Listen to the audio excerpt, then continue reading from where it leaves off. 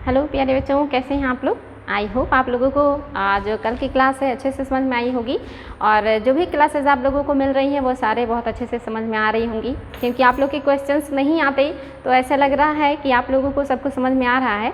और अगर कोई प्रॉब्लम होगी तो क्वेश्चन कीजिएगा, उसका जवाब दिया जाएगा। चलिए आज की क्लास की शुरुआत करते हैं। और आज आपका गुप्त साम्राज्य में तीसरा पार्ट है।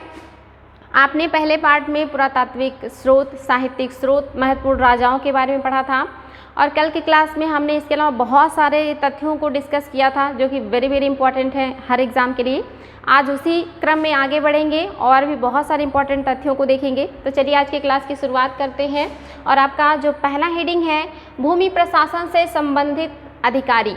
वो अधिकारी कौन कौन से हैं जो भूमि प्रशासन से जुड़े हुए हैं, यहाँ पे उन सारे अधिकारियों के बारे में डिस्कस करेंगे जो कि बहुत ही इम्पोर्टेंट है। तो इसमें पहला जो अधिकारी है यह है ध्रुवाधिकरण। इसका काम क्या है? भूमि कर संग्रहकर्ता, यानी कि वो अधिकारी जो भूमि के करों को संग्रह करता है, जो कि अपने आप में एक बहुत बड़ा वर्क है और बहुत जिम्मेदारी वाला वर्क है। उस अधिकारी को ध्रुवाधिकरण कहा जाता था गुप्त साम्राज्य में, और ये राजस्व को यानी कि भूमि कर को इकट्ठा करता था। इंपॉर्टेंट है बच्चों।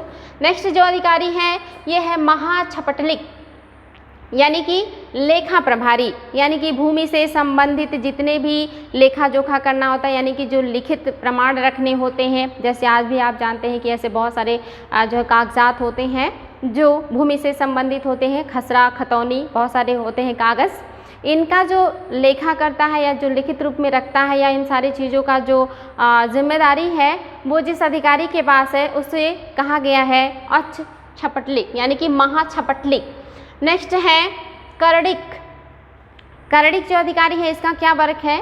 तो ये अभिलेखों का संरक्षक है, यानी कि जितने भी लिखित दस्तावेज होते हैं उन दस्तावेजों को संरक्षण देने वाला या उसे सुरक्षित रखने वाला या उसकी देख रेख करने वाला जो अधिकारी है इसे गुप्त साम्राज्य में करड़िक कहा गया है। वेरी इंपॉर्टेंट है बच्चों। करड़िक जो है ये जो अभिलेख हैं उनको रखता है या संरक्षण देता है।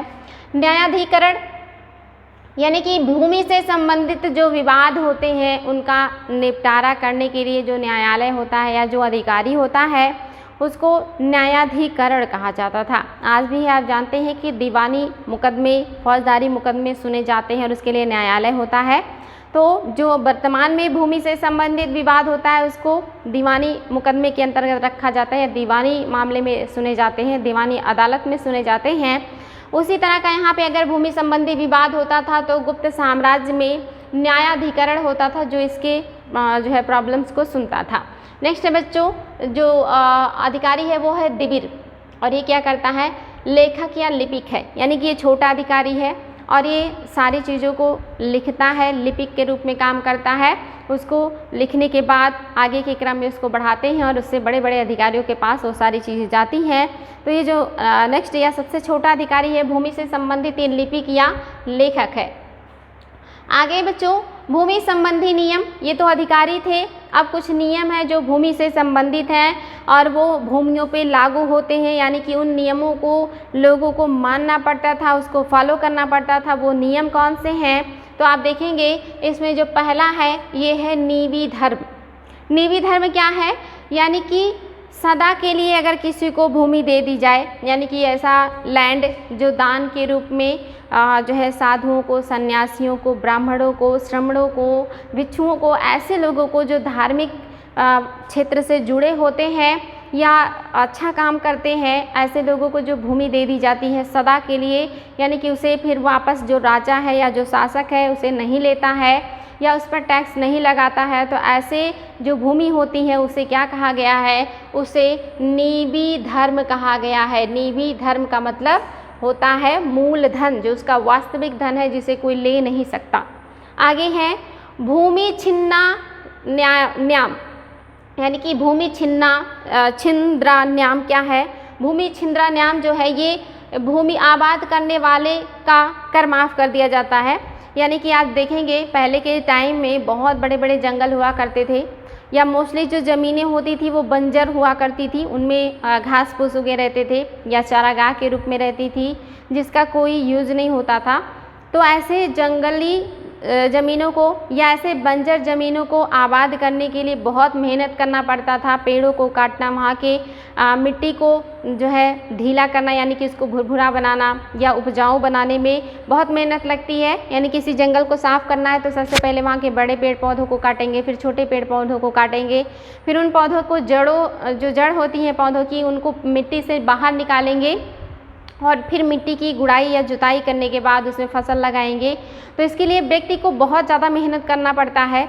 लेकिन जो गवर्नमेंट यानी कि सरकार होती थी या राजा होता था, वो लोगों को प्रोत्साहन देने के लिए कि लोग ज़्यादा से ज़्यादा जो ऐसे यूजलेस ज़मीनें हैं जिनका आप देखेंगे जंगल या बंजर के रूप में कोई महत्व नहीं है, तो उसे कृषि में तब्दील करने के लिए लोगों को प्रोत्साहन दिया जाता था।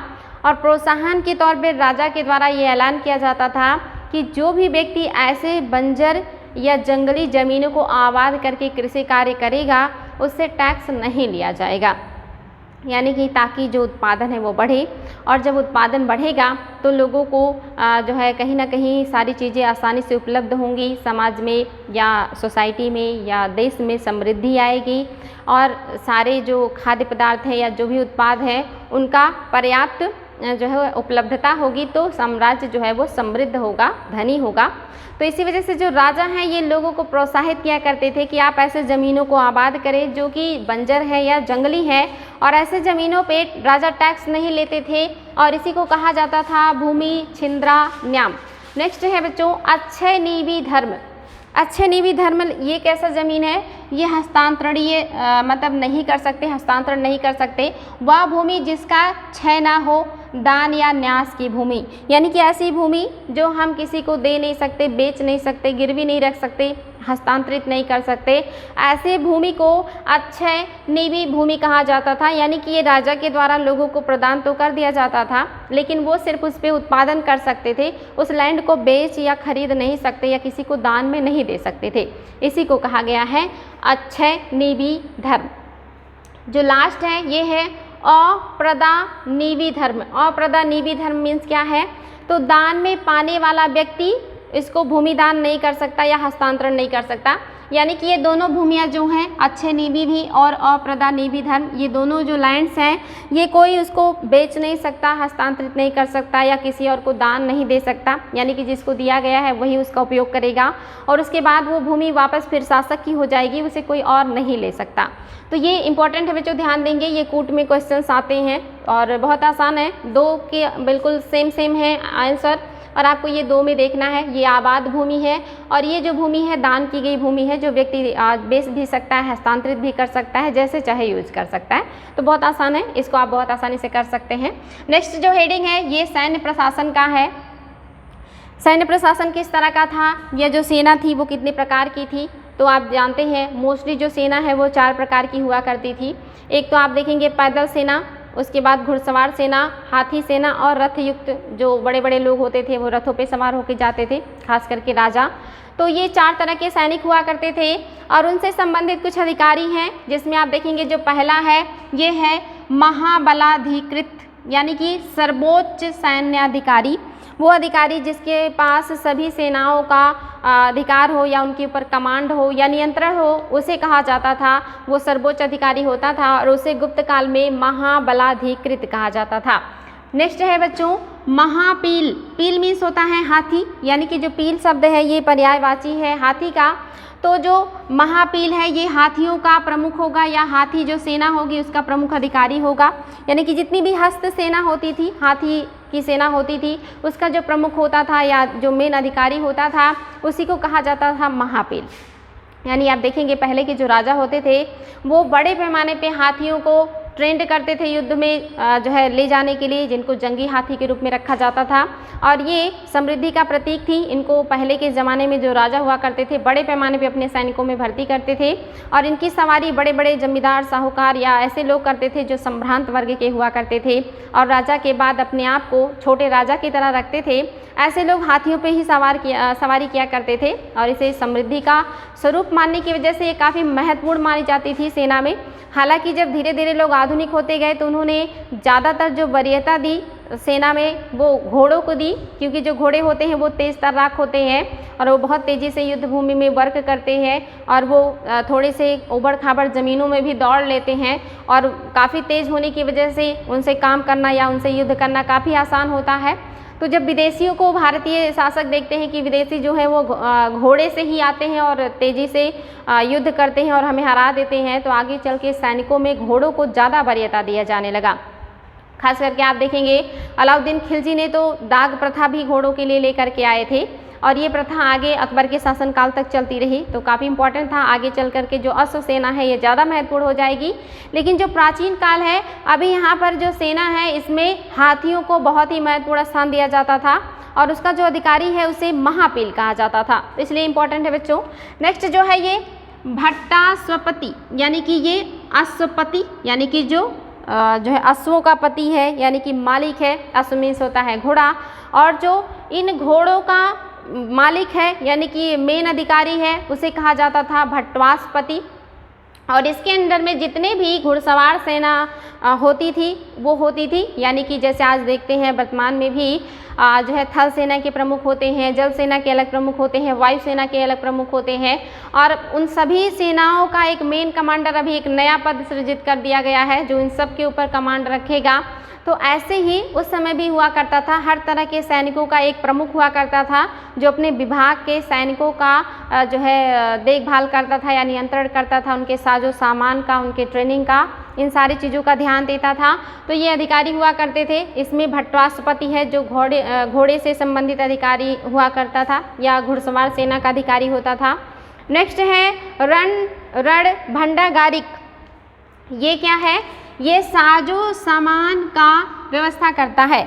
बच्चों शब्द से ही पता चल रहा है, रण मीन्स होता है वो युद्ध क्षेत्र, भंडागारिक मीन्स होता है जो उससे संबंधित जितनी भी ज़रूरतें होती हैं उन ज़रूरतों की देखभाल करने वाला या उन ज़रूरतों को पूरे करने वाले अधिकारी को रणभंडागारिक कहा जाता था। यानी कि युद्ध से संबंधित जितनी भी ज़रूरतें हैं वो कौन पूरा करता था गुप्त साम्राज्य में? तो रणभंडागारिक करता था और ये सारी व्यवस्थाएं करता था। घोड़े के जो है तैयारी से लेकर के सैनिकों के कपड़े, उनके हथियार, उनकी ट्रेनिंग, उन सारी चीज़ों का जो देखभाल करता था या जो अधिकारी होता था ये रणभंडागारिक होता था गुप्त साम्राज्य में।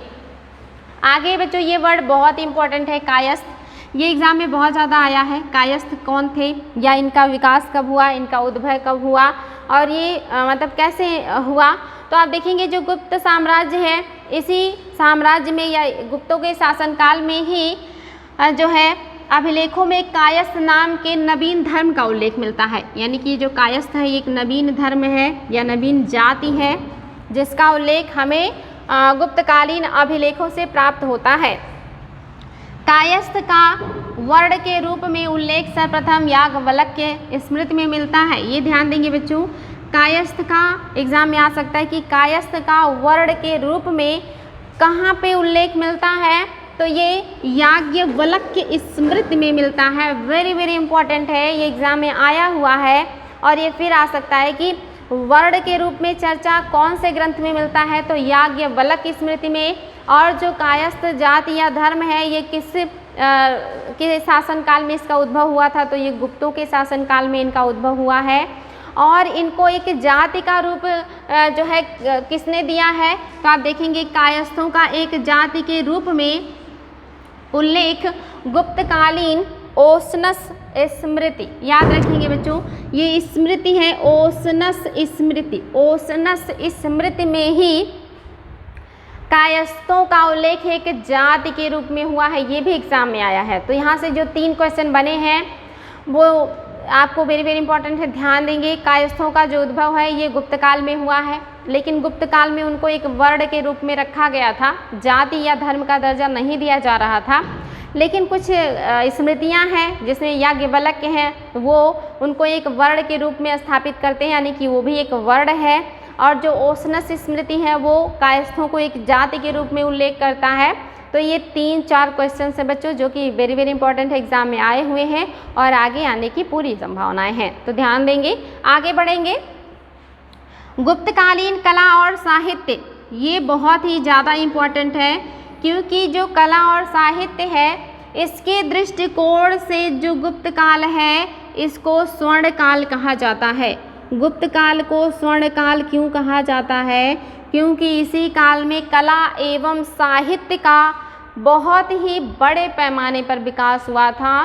तो ये एग्जाम में आता है कि प्राचीन काल में स्वर्ण युग किसके शासन काल को कहा जाता है? तो गुप्तों को जो गुप्तों का शासन काल है इसी को कहा जाता है। और अगर और डीपली जाएंगे तो किस परिप्रेक्ष्य में कहा जाता है?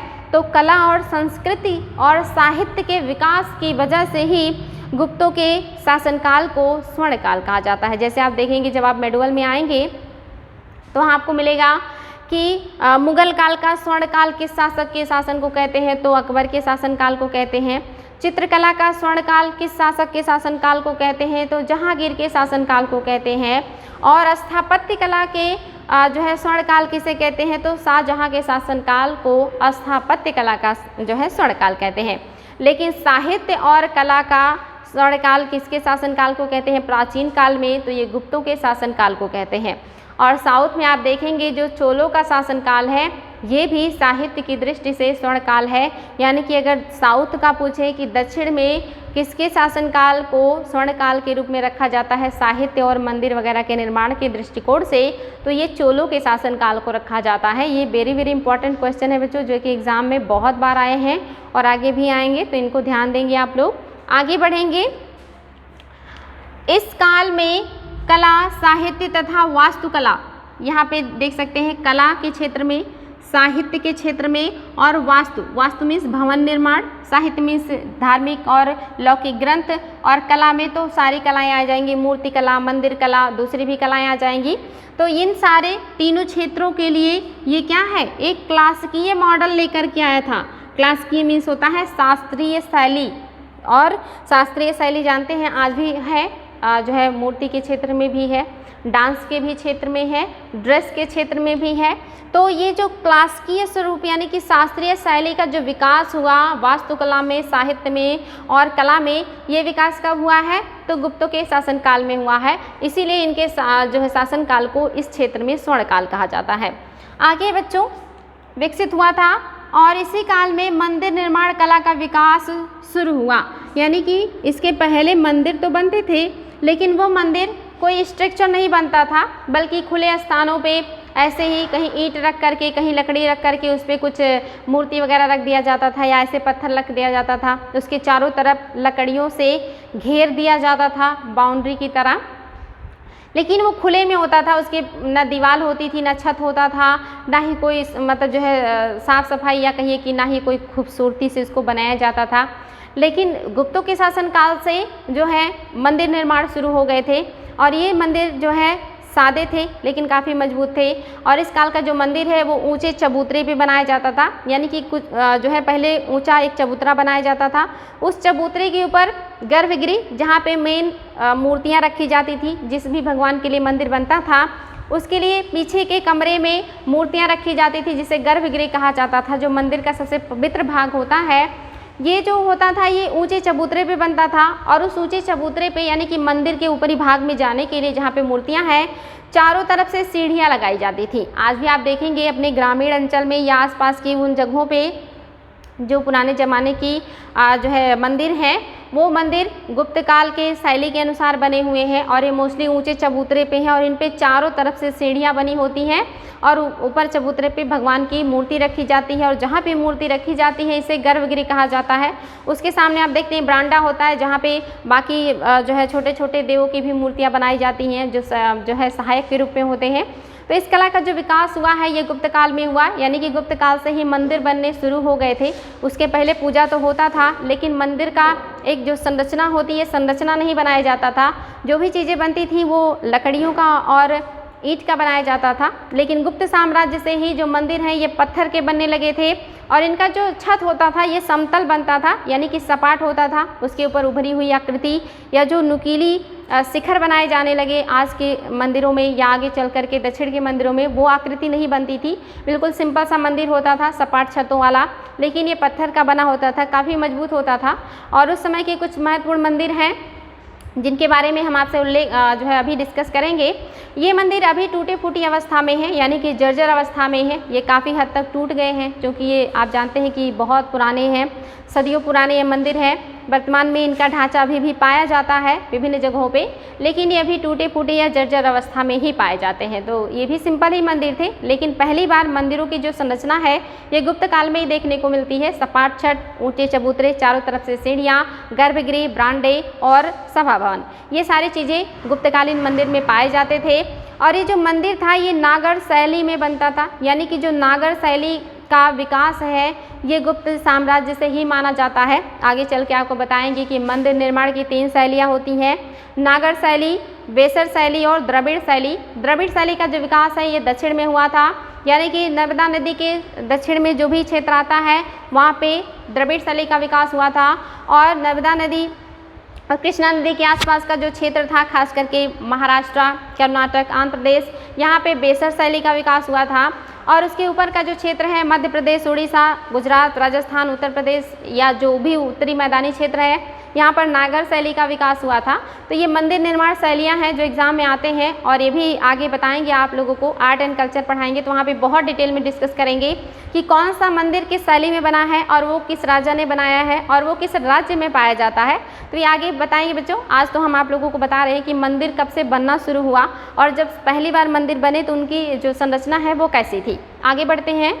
तो यहाँ तक हम लोगों ने डिस्कस कर लिया है कि इस काल में मंदिर निर्माण कला का विकास हुआ, और इस काल में मंदिर की छतें समतल होती थी, परंतु मंदसौर अभिलेख, यानी कि एक अभिलेख है मंदसौर अभिलेख, आप जानते हैं कुमार गुप्त का अभिलेख है, में 10पुर के मंदिर को, ये इंपॉर्टेंट है बच्चों कि कौन सा मंदिर है जिसको मंदसौर अभिलेख में कहा गया कि वो बहुत सारे शिखर युक्त था, यानी अनेक शिखरों वाला बताया गया है। मंदिर का निर्माण चबूतरों के ऊपर होता था, जिस पर जाने के लिए चारों तरफ से सीढ़ियाँ होती थी।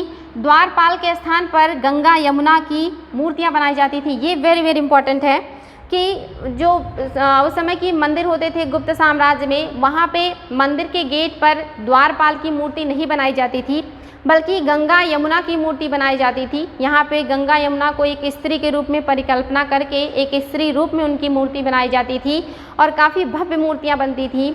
जो गंगा होती थी इन्हें मकर वाहिनी कहा जाता था, और जो यमुना होती थी इन्हें कुर्म वाहिनी कहा जाता था। एग्जाम में आया है कि मकर वाहिनी गंगा और कुर्म वाहिनी यमुना का जो संकल्पना है या जो विचार है ये किसके शासनकाल से संबंधित है, तो ये गुप्तों के शासनकाल से संबंधित है। ये भी एग्जाम में आया है कि गंगा कुर्म वाहिनी थी या यमुना कुर्म वाहिनी थी। तो बच्चों ध्यान देंगे, जो गंगा है ये मकर वाहिनी है और जो यमुना है ये कुर्म वाहिनी है, और ये मूर्ति के रूप में, स्त्री के रूप में इनकी मूर्तियाँ बना करके मंदिरों के दरवाजे पे या गेट पे द्वारपाल के रूप में बनाया जाता था। और ये विशेषता गुप्त साम्राज्य की है या गुप्त काल की है।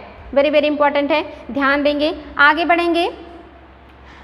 गुप्त काल के मंदिर, यानी कि जो गुप्त काल है उस समय कौन कौन से मंदिर हैं, हम अभी डिस्कस ही कर रहे हैं मंदिरों के बारे में, तो देख लेते हैं वो कौन से महत्वपूर्ण मंदिर हैं। इतने ही नहीं, इसके अलावा बहुत से मंदिर बने हैं, लेकिन वो मंदिर जो एग्ज़ाम में आते हैं उसके बारे में हम डिस्कस कर रहे हैं, जो कि बहुत इंपॉर्टेंट है। जिसमें आप देखेंगे पहला भूमरा का शिव मंदिर, ये नागौद में है। ये मोस्टली आता है कि मंदिर और दूसरी तरफ वो प्लेस जहाँ पे मंदिर बने हुए हैं ये कूट में भी आते हैं और इंडिविजुअल भी आते हैं। तो आप लोगों को इसको ध्यान देना है कि कौन सा मंदिर है और कौन से प्लेस पे ये पाया गया है। तो आप देखेंगे पहला जो है भूमरा का शिव मंदिर, ये नागौद में है, और दूसरा है तिगवा का विष्णु मंदिर, और ये जबलपुर मध्य प्रदेश में है। तिगवा का विष्णु मंदिर मध्य प्रदेश जबलपुर में है। नचना कुठार का पार्वती मंदिर, वेरी वेरी इंपॉर्टेंट मंदिर है, ये सारे एग्जाम में आ चुके हैं और आगे भी आएंगे। ये भी मध्य प्रदेश में है। और नेक्स्ट है जो है देवगढ़ का दशावतार मंदिर, ये तो मोस्ट इम्पॉर्टेंट है बच्चों, बहुत बार ये भी एग्जाम में आया है, और ये झांसी में है, और ये गुप्त काल का सबसे भव्य मंदिर है या सबसे बड़ा मंदिर है, जो कि झांसी के देवगढ़ दशावतार का मंदिर है। इसके अलावा खोह का मंदिर है, ये भी इम्पॉर्टेंट है, खोह मंदिर, ये भी गुप्त काल से संबंधित है। इसके अलावा आप देखेंगे भीतर गांव का मंदिर, ये भी बहुत इम्पॉर्टेंट है क्योंकि ये उत्तर प्रदेश के कानपुर में पाया गया है, इसीलिए भीतर गांव का मंदिर बहुत इम्पॉर्टेंट है। इसके अलावा आप देखेंगे सिरपुर का लक्ष्मण मंदिर, ये छत्तीसगढ़ में है। सिरपुर का जो लक्ष्मण मंदिर है ये छत्तीसगढ़ में बना हुआ है। इसके अलावा लाड़खा का मंदिर ये भी गुप्त काल से संबंधित है। और इसके अलावा है उदयगिरी का विष्णु मंदिर। तो ये कुछ इंपॉर्टेंट मंदिर हैं जिनको आपको याद रखना है, जहाँ से आज तक एग्ज़ाम में क्वेश्चन आए हुए हैं और आगे भी आने की संभावनाएं हैं। तो यहाँ तक आगे बढ़ेंगे बच्चों। नेक्स्ट जो आपका है ये मूर्ति कला है। और मूर्ति कला जो है ये जो गुप्त साम्राज्य है यहाँ पे इसका बहुत ही अच्छे से विकास हुआ था या डेवलपमेंट हुआ था। इसके पहले आप जानते हैं कि मूर्ति कला की 3 कलाओं का विकास भारत में हो चुका था, गांधार कला और अमरावती कला, मथुरा कला। लेकिन इन सारे कलाओं से भी विशिष्ट है जो गुप्त काल की मूर्तियां हैं, जो कि गुप्तकालीन कला पे आधारित हैं। और इनकी कुछ खास विशेषताएं हैं, जैसे जो गुप्त काल की मूर्तियां हैं ये ज़्यादा परिष्कृत हैं, ये ज़्यादा चिकनी और हल्की हैं, यानी कि इन्हें बहुत ज़्यादा भारी नहीं बनाया गया है। इनमें शाइनिंग है और ये जो आप देखेंगे कि काफ़ी उन्नत किस्म की मूर्तियाँ हैं जो कि गुप्त साम्राज्य में बनाए गए थे। तो देख लेते हैं इनकी क्या विशेषताएँ हैं। मूर्तियाँ गुप्तकालीन मूर्तिकला मथुरा कला परंपराओं से गुणात्मक विकास का प्रतिनिधित्व करती है, यानी कि जो मथुरा कला मूर्ति है उससे ज़्यादा अच्छी गुणवत्ता की मूर्तियाँ हैं गुप्त काल की, और यही विशेषता है इसकी। आगे बढ़ेंगे। मथुरा कला में जहाँ शारीरिक प्रदर्शन पर अधिक बल दिया गया है, वहीं गुप्त काल की जो मूर्तियाँ हैं वो हल्की हैं, चिकनी हैं और मननशील हैं। यानी कि जो मथुरा कला की मूर्तियाँ हैं ये काफ़ी भारी हैं और यहाँ पे शारीरिक बनावट पे ज़्यादा ध्यान दिया गया है। लेकिन जो गुप्त काल की मूर्तियाँ हैं इन मूर्तियों में जो है काफ़ी हल्की हैं, चिकनी हैं, मननशील हैं, यानी कि ध्यान मुद्रा में है, आध्यात्मिक है और काफ़ी आकर्षक मूर्तियाँ बनाई गई हैं जो गुप्त काल की मूर्तियाँ हैं, और ये बेहद खूबसूरत भी हैं। आगे है बच्चों प्रमुख मूर्तियाँ उस समय की जो महत्वपूर्ण मूर्तियाँ हैं जो एग्ज़ाम में आती हैं।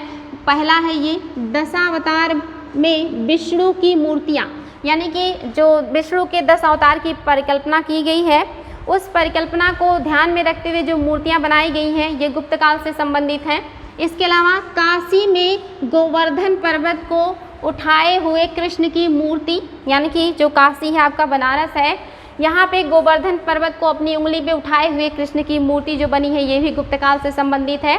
इसके अलावा सारनाथ की बैठी हुई मुद्रा में बुद्ध की मूर्ति, ये सबसे सर्वोत्तम मूर्ति है। गुप्त साम्राज्य के एग्जाम में आया कि सारनाथ की बैठी हुई बुद्ध की जो प्रतिमा है ये किसके शासनकाल से संबंधित है, तो ये गुप्तों के शासनकाल से संबंधित है। हालांकि जो भगवान बुद्ध की पहली मूर्ति बनी थी ये मथुरा कला में बना था, ये भी एग्जाम में क्वेश्चन आया है कि उनकी जो पहली मूर्ति है ये किस कला में बना है, तो मथुरा कला में बना है। लेकिन सर्वोत्कृष्ट जो मूर्ति है वो आप देखेंगे गुप्त काल में बना है, या जो गुप्त शैली है मूर्ति की इसमें बना हुआ है। तो वेरी वेरी इंपॉर्टेंट है बच्चों। आगे बढ़ेंगे। चित्रकला, चित्रकला भी काफ़ी इंपॉर्टेंट है। आप देखेंगे वात्स्यायन का काम सूत्र, इसके अनुसार गुप्त युग के जो में चित्रकला का जो निर्माण हुआ था वो काफ़ी विकसित था। जो वात्स्यायन है इन्होंने काम सूत्र लिखा है पुस्तक, ये बहुत इंपॉर्टेंट है। इस पुस्तक में इन्होंने लिखा है कि जो गुप्त काल की चित्रकला है ये सबसे विशिष्ट है, सबसे उन्नत है, सबसे विकसित अवस्था में थी। यहाँ चित्रकला का वर्णन 64 कलाओं में किया गया है, यानी कि गुप्त कला जो गुप्त काल है यहाँ पे 64 कलाओं का वर्णन किया गया है, और उसमें से एक जो कला है वो चित्रकला के रूप में गुप्तों ने रखा है। आगे बच्चों, गुप्तकालीन चित्रकला का सर्वोत्तम नमूना अजंता से प्राप्त हुआ है। वेरी वेरी इंपॉर्टेंट, एग्जाम में आता है कि अजंता की जो गुफाएं हैं ये किसके शासनकाल में बना है, तो ये गुप्तों के शासनकाल में बना है। और ये आसान है इसको याद करने का। अजंता यानी कि जिसको कोई नहीं जानता वो चीज़ें गुप्त होती हैं, तो ये गुप्त साम्राज्य के लोगों ने ही अजंता की गुफाओं का निर्माण किया है बड़े पैमाने पे।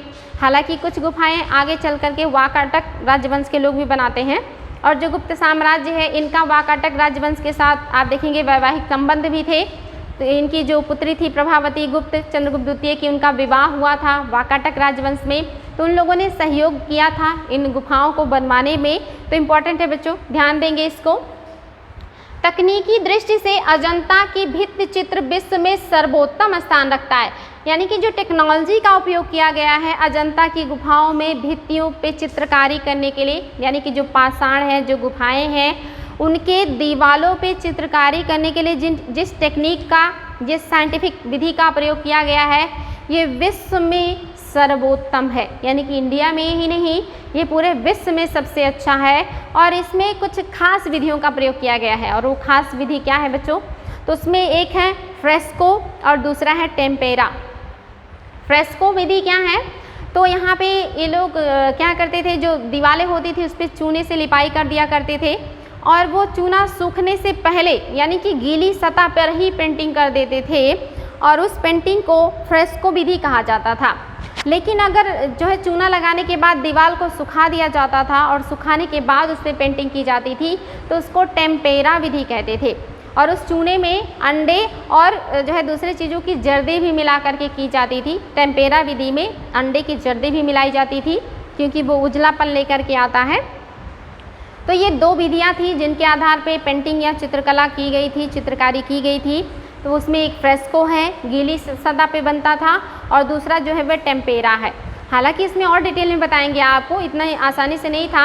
यहाँ पे क्या, पहले लोग छेनी से जो भी डिज़ाइन बनाना होता था या जो भी चित्रकला बनानी होती थी, वो लकीरें नहीं खींचते थे, बल्कि उसको हथौड़ी और छेनी से जो है गड्ढा नुमा लकीरें खींचते थे। और जब वो आकृति बन जाती थी गड्ढे में, तो उस गड्ढे में फिर जो है चूना लगाते थे, और उसके ऊपर जो है घास फूस और पौधों के रेसे और जो भूसे होते हैं, ऐसे बहुत सारे पदार्थों को मिला करके, और उसमें पत्थर के चूर्ण वगैरह मिला करके, फिर उस जो गहरी वाली बनी होती थी जगह, उसको लिपाई करके भरने का प्रयास करते थे, और फिर उस जगह को कलर करते थे। यानी कि ये कभी मत सोचिएगा कि जो वहाँ पे चित्रकला बनाई गई है वो पेन या पेंसिल से ऊपर से रेखाएँ खींची गई हैं, बल्कि उन रेखाओं को हथौड़ी और छेनियों से खींचा गया है, और उन रेखाओं को बाकायदे भरा गया है। उनको फूलों से, पत्तियों से, खनिजों से कलर किया गया है, इसीलिए उनका जो चमक है वो आज तक बना है। यानी कि आप देखेंगे हज़ारों साल बाद भी जो ये गुफाएं हैं, इनकी जो चित्रकला है वो उसका चमक गया नहीं है, या आज भी वो बहुत खूबसूरत है। हालांकि अभी वहाँ पे बहुत ज़्यादा चमगादड़ों का बसेरा हो गया है, या ऐसे बहुत सारे जीव जंतु या मतलब जो है छोटे मोटे जो होते हैं वो उसको डिस्टर्ब कर रहे हैं, उसको ख़राब कर रहे हैं। लेकिन वो काफ़ी अद्भुत चित्रकला है, काफ़ी अद्भुत तरीके से उसको कलर किया गया, पेंटिंग किया गया है, जो आज तक उसकी जो चमक है वो बरकरार है। तो इम्पॉर्टेंट है बच्चों, ध्यान देंगे। आगे है इसकी खोज, यानी कि अजंता गुफा की खोज किसने किया था? तो 1824 में जनरल जेम्स ने किया था। जनरल जेम्स ने किया था इसकी खोज। इन गुफाओं की संख्या 29 है। ये एग्ज़ाम में आता है बच्चों की गुफाओं की संख्या कितनी है? तो 29 है, 29 गुफाएं हैं टोटल, जिसमें 4 चैत्य हैं। मैंने आपको बताया था कि चैत्य क्या होता है। ये बौद्ध धर्म का मंदिर है या पूजा स्थल है, जहाँ पे लोग पूजा किया करते थे। यानी कि अगर ये पूछे कि बौद्ध धर्म का मंदिर किसे कहते हैं, तो चैत्यों को कहते हैं। और समाधि या स्मारक किसे कहते हैं बौद्ध धर्म में? तो स्तूपों को कहते हैं। और जहाँ पे विश्राम या निवास करते हैं बौद्ध भिक्षु, उसको विहार कहते हैं। तो आप देखेंगे कि यहाँ पे 4 चैत्य हैं, यानी कि इस गुफा में या पहाड़ी में 29 गुफाएं हैं टोटल, जिसमें से 4 चैत्य हैं। बाकी विहार के रूप में बौद्ध भिक्षु उपयोग में लाते थे, यानी कि पूजा गृह है, ये 4 पूजा गृह हैं। बाकी विहार हैं, यह बौद्धों को समर्पित है। वेरी वेरी इंपॉर्टेंट, ये एग्जाम में आता है बच्चों की अजंता की गुफाएं किस धर्म को जो है समर्पित हैं? तो बौद्ध धर्म को समर्पित हैं। तो ये जरूर ध्यान देंगे कि जो अजंता की गुफा है ये बौद्ध धर्म को समर्पित है। जो एलोरा की गुफा है ये 3 धर्म को समर्पित है, बौद्ध, शैव और जैन। बौद्ध, शैव और आप देखेंगे जैन, यानी कि तीनों को समर्पित है। और जो आपका एलिफेंटा की गुफा है ये शैव धर्म को जो है समर्पित है। तो एग्ज़ाम में आता है बच्चों की कौन सी गुफा किस धर्म को समर्पित है? तो एलोरा जो है ये 3 धर्म को समर्पित है। अजंता जो है वो शैव धर्म को समर्पित है। थोड़े बहुत वहाँ पे बौद्ध भी विहार पाए जाते हैं, लेकिन अगर ज़्यादा देखा जाए या बड़े पैमाने पे देखा जाए तो शैव धर्म को समर्पित है। और जो अजंता है ये पूरी तरह से बौद्धों को समर्पित है। तो ये तीनों गुफाओं को किस धर्म को समर्पित किया गया है, इम्पॉर्टेंट है। जिसमें से आप देख रहे हैं जो अजंता है ये गुप्तों ने बनाया है, और जिसके अलावा जो एलोरा और एलिफेंटा है ये राष्ट्रकूटों के द्वारा बनाया गया था। तो किन शासकों ने बनाया है, किस धर्म को समर्पित है, कितनी गुफाएं हैं, ये सारी चीज़ें बहुत ही इंपॉर्टेंट है बच्चों। इसको बार बार जो है रिवाइज कीजिएगा, नोट कीजिएगा ज़रूर। आगे है प्रमुख चित्र, यानी कि चित्रकला तो हमने पढ़ लिया कि किन विधियों से बनाया गया है, किसके शासनकाल में बनाया गया है, कहाँ है ये राजस्थान के औरंगाबाद में है, कितनी गुफाएं हैं, कितने चैत्य हैं, कितने विहार हैं, ये सारी चीज़ें हमने देखा। लेकिन कौन से महत्वपूर्ण चित्र हैं जो गुप्त काल से संबंधित हैं, तो इसमें पहला जो चित्र है पद्मपाणि या अवलोकितेश्वर, एक ही नाम है या एक ही व्यक्ति के दो नाम है, पद्मपाणि या अवलोकितेश्वर की चित्रकला। अपने बालक के साथ अंधे तपस्वी, यानी कि अंधे जो माता पिता हैं वो अपने बालक के साथ बने हुए हैं। कुछ आप जानते हैं हमारे जो है धार्मिक पुस्तकों में ऐसे व्यक्ति का नाम उल्लेख में भी आता है कि उनके अंधे माता पिता थे और वो उनको जो है चारों धाम या तीर्थ स्थानों की यात्रा भी करा रहे थे। हालांकि उनको बाद में राजा दशरथ की तीर लगने की वजह से मृत्यु भी हो जाती है। कुछ इसी तरह का चित्रकला जो है अजंता की गुफाओं में बने हुए हैं।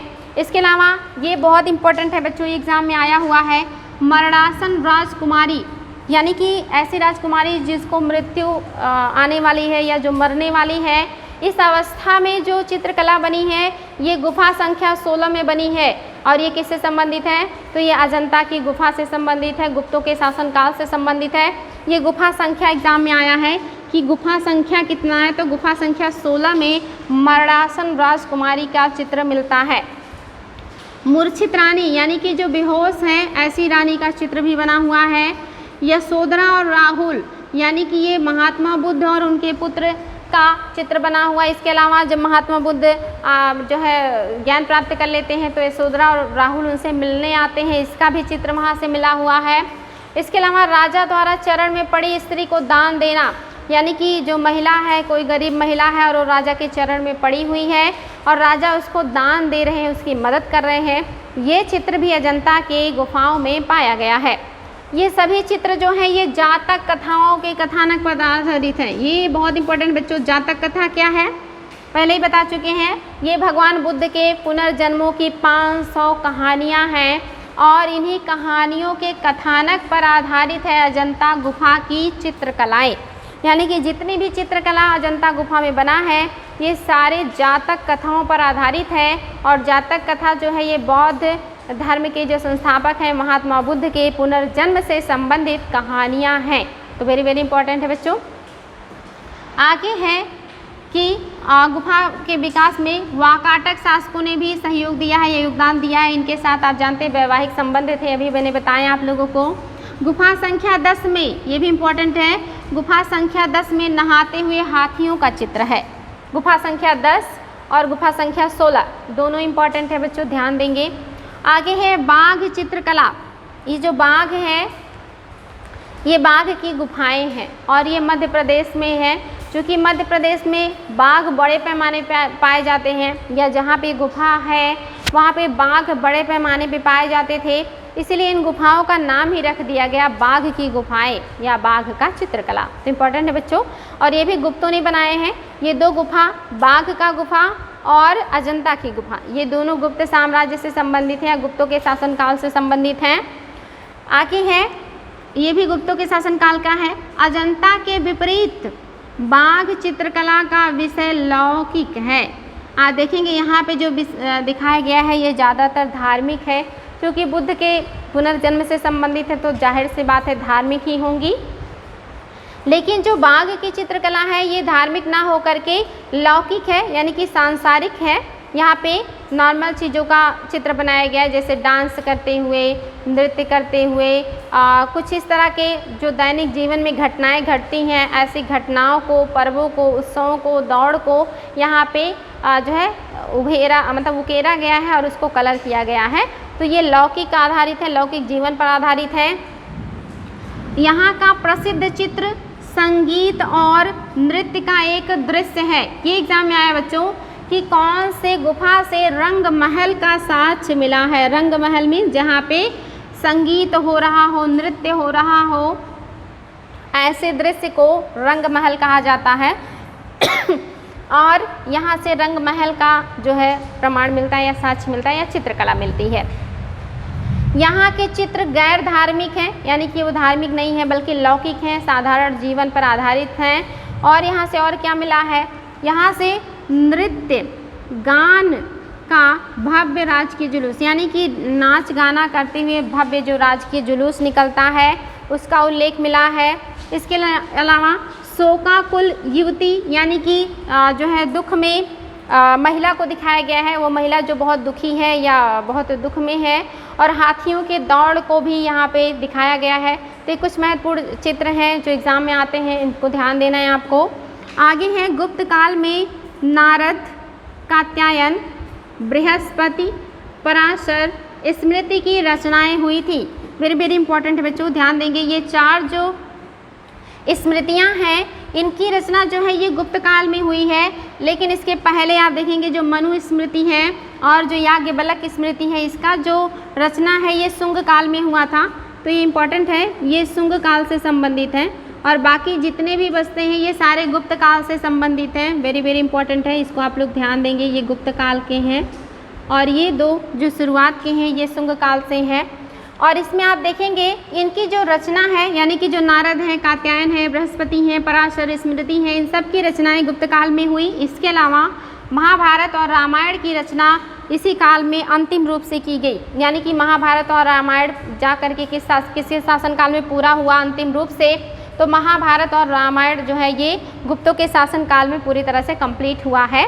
और यहाँ पे देखिए स्मृतियाँ हैं, और जो स्मृतियाँ हैं ये इंपॉर्टेंट है। मनु स्मृति और याज्ञवल्क स्मृति जो है इसकी रचना शुंग शासनकाल में हुआ था।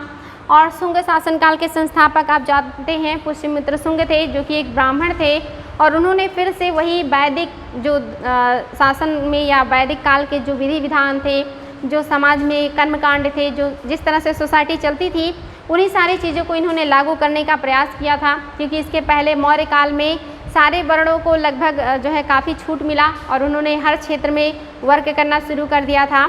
और इसी शासनकाल में आप जानते हैं मौर्यों के शासनकाल में जो बौद्ध धर्म है, जो जैन धर्म है, ये काफ़ी फला फूला था, काफ़ी इसका विस्तार हुआ। बड़े पैमाने पे जो लोग हैं इन धर्मों में चले गए थे, जिसकी वजह से जो ब्राह्मण वर्ग है वो चिंतित हुए और उन्होंने फिर शुंग वंश की स्थापना किया, पुष्यमित्र शुंग ने। और उन्होंने वापस उन सारे जो विधि विधान थे जो वैदिक काल के थे उसको वापस अपने शासनकाल में लागू करने का प्रयास किया। और उन्हीं के शासनकाल में जो हिंदू धर्म का विधि ग्रंथ है या जो पुरानी कानूनी किताब है मनुस्मृति की रचना की गई, जिसमें बहुत सारी रूढ़िवादी बातों का उल्लेख है, जिसका आज भी लोग विरोध करते हैं। तो कहीं ना कहीं ये ब्राह्मणों की सोच या उनकी नीतियों का इस पर प्रभाव दिखता है। इसी वजह से ये बाकी जो खास करके जो महिलाएं हैं या जो समाज में शूद्र वर्ण हैं उनके लिए इसमें बहुत अच्छे विधान नहीं किए गए थे, इसलिए आज इसका लोग उतना कहेंगे सम्मान नहीं करते हैं। और बाकी की जो किताबें हैं यानी कि जो स्मृतियां हैं ये आप देख रहे हैं गुप्त के शासनकाल में लिखी गई हैं। और इसमें काफ़ी कुछ लोगों को छूट देने का प्रयास तो किया गया है, लेकिन स्थितियों में बहुत ज़्यादा सुधार नहीं आया या कहीं स्थिति और भी खराब ही होती चली गई। और मध्यकाल आते आते और भी ज़्यादा स्थिति खराब होगी। आधुनिक काल में आप देखेंगे पुनर्जागरण के पहले भारत में महिलाओं और शूद्रों की स्थिति जो थी बहुत ही दयनीय हो गई थी। पुनर्जागरण काल के बाद धीरे धीरे जो स्थिति है वो सामान्य होती है, लेकिन अभी तक हो नहीं पाई है। तो आप देखेंगे ये सारी चीज़ें मैंने डिस्कस की आप लोगों से, ये सारे एग्ज़ाम में आए हुए पॉइंट्स हैं जिनको आप लोगों को देखना है, बार बार रिवाइज़ करना है ताकि ये सारी चीज़ें अच्छे से क्लियर हो जाएँ। तो आज के लिए रहने देते हैं बच्चों, फिर कल मिलेंगे। Thank you.